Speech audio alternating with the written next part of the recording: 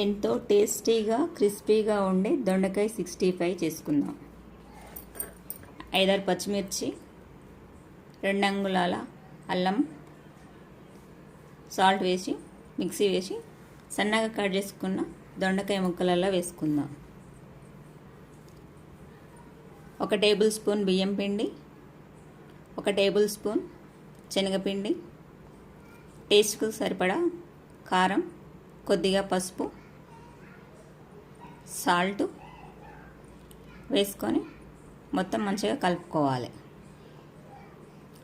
ఇందులో అవసరమైతే వాటర్ కొద్దిగా స్ప్రింకిల్ చేస్తూ కలుపుకోవాలి. ఫ్రై కోసం ఆయిల్ వేసుకుందాం.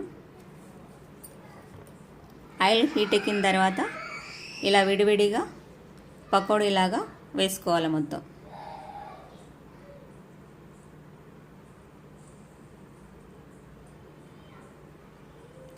ఆయిల్లో సరిపడాన్ని వేసుకుందాం.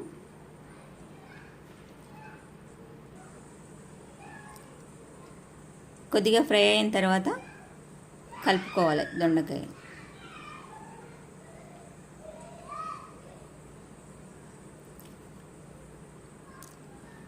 ఫ్రై అయిన దొండకాయ ముక్కల్ని తీసి పక్కకు పెట్టుకుందాం.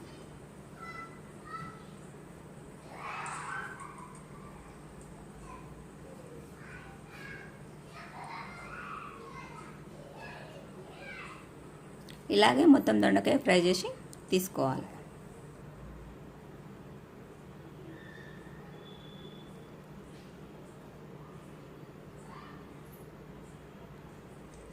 కొన్ని పల్లీలు వేయించుకుంటున్నా.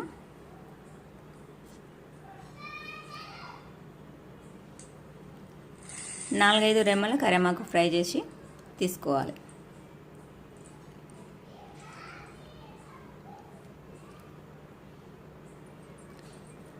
టేస్ట్కి సరిపడా కారం, ధనియాల పొడి, జీరా పొడి వేసుకొని మొత్తం మిక్స్ చేసుకోవాలి. ముక్కలకు మొత్తం పట్టేలాగా కలుపుకోవాలి. ఎంతో టేస్టీగా క్రిస్పీగా ఉండే దొండకాయ 65 రెడీ. వీడియోని లైక్ చేయండి, ఛానల్ని సబ్స్క్రైబ్ చేసుకోండి.